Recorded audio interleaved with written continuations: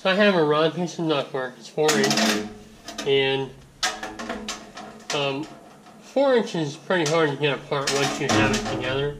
That can be done, and I have another video showing how to take round ductwork apart, so I'm not doing that here today. Now I need a 30-inch piece, and I marked that off by 30 inches. So I'm going to go ahead and cut that. First I need a step drill bit, and we'll drill a hole in there.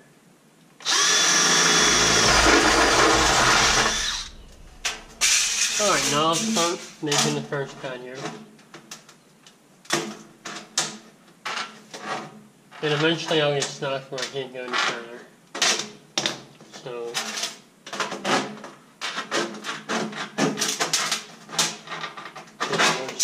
keep that going around until I have my 30-inch piece.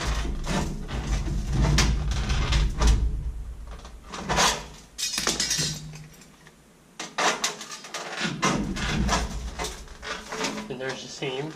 It's a little bit harder to cut.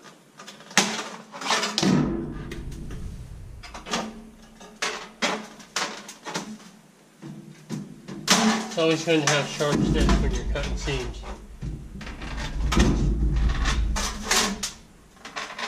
Okay, I'm almost there.